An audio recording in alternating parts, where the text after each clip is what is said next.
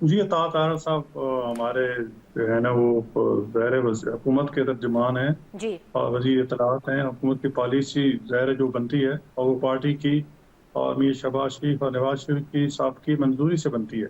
हुँ। और उन्होंने देखो, हम तो सियासी जमात जमहूरी लोग हैं, हम तो जमहूरी मैदान में मुकाबला करना चाहते हैं, लेकिन हमारा मुकाबला भी सियासी जमात से हो ना।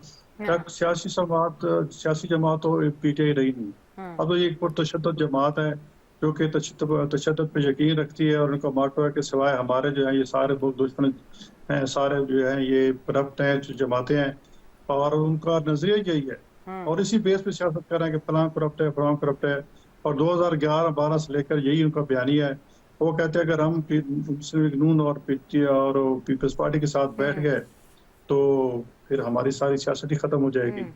तो मेरे ख्याल में ये तो सियासी जमात बनना चाहिए। देखो कई मौके हैं हुँ। मुल्क की, जहाँ अब इससे बड़ा क्या, 2019 में जब हमारी एयर स्पेस की वायलेशन हुई, हाँ। इंडिया ने की, उस वक्त कितना मौका था, ये वज़ीर आज़म था, और वो उस वक्त भी उसने सियासी जमातों के साथ बैठना गवारा नहीं किया। और हाँ। जब सिक्योरिटी फोर्स को ब्रीफिंग दे रहे थे आर्मी चीफ साहब, जी। तो ये साहब गैर थे।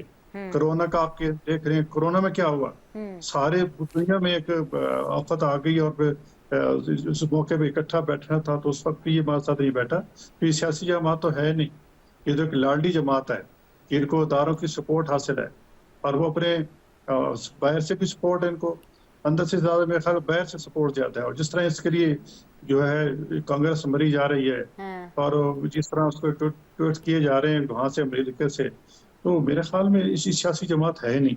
सियासी जमात होती तो हम कभी इस पे पाबंदी नहीं न्याज़ी लगाते। साहब, क्या हालांकि नवाज ये शरीफ खुद साहब भी यही अपने सोचते हैं? आपका पॉइंट ऑफ व्यू आ रहा है, वजीर आजम साहब का पॉइंट ऑफ व्यू आ रहा है, अता तारड़ साहब का पॉइंट ऑफ व्यू आ रहा है, यानी कि पूरी गवर्नमेंट का पॉइंट ऑफ व्यू आ रहा है। बट क्या आपके ताहयात कायद, क्या आपके प्रेसिडेंट पीएमएलएन नवाज शरीफ साहब, क्या वो भी यही सोचते हैं जो आप बोल रहे हैं? और अगर वो यही सोचते हैं तो फिर ये खबरें कहाँ से आ रही हैं कि शायद वो नाराज हैं, हुकूमत को ओन नहीं कर रहे हैं, शहबाज शरीफ साहब के तर्ज से नाराज हैं, शायद वो वजीर आजम की तब्दीली चाहते हैं, शायद वो ये नहीं चाहते कि पाकिस्तान तहरीक इंसाफ पर पाबंदी लगे। नवाज शरीफ आखिर चाहते क्या है सर, ये तो मुझे बता दें।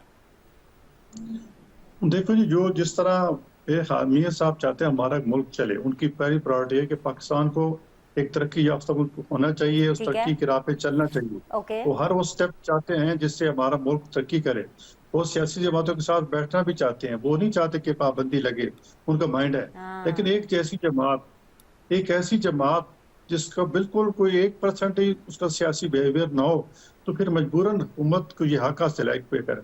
और ठीक फिर है। भी देखो, ये तो हमने एक कलम से तो नहीं पाबंदी लगानी ना। हाँ जी, हाँ जी। हमने अंदर से सारी जो सियासी जो पार्टियां जो गवर्नमेंट में है वो उसकी सपोर्ट कर रही हैं। हम्म। आप शजीर मेमन का ट्वीट देख लें, हाँ। एमक्यूएम का ट्वीट देख लें, उसमें उन्होंने क्या कहा है? उन्होंने यही कहा है कि ये सारे हालात जो हैं ये पीटीआई की वजह से हैं, और ये सारे मुल्क पीटीआई जब मुल्क बर्बाद करने पे तुली हुई है, उन्होंने इसकी मुखालफत नहीं ठीक की है है। न्याजी साहब, आप लेकिन अपने, बात ये वो अच्छी बात बात है, वहां अटक जाती है, अच्छी बात है बात कि वहां अगर अटक अगर आप जाती है। पाबंदी के बारे में सोच भी रहे हैं और कह भी रहे हैं कि उन पर लगनी चाहिए, उसके लिए भी आप तमाम तर लवाजमात पूरे करेंगे, ये एक जी डिक्टेटर की तरह और अन्नीवा पाबंदी नहीं लगाएंगे। लेकिन एक बात आपने बड़ी इंपॉर्टेंट की है जो मल्ली साहब के लिए बड़ी इंपॉर्टेंट है, मुझे अलाउ करें कि जो लालचंद मल्ली साहब हैं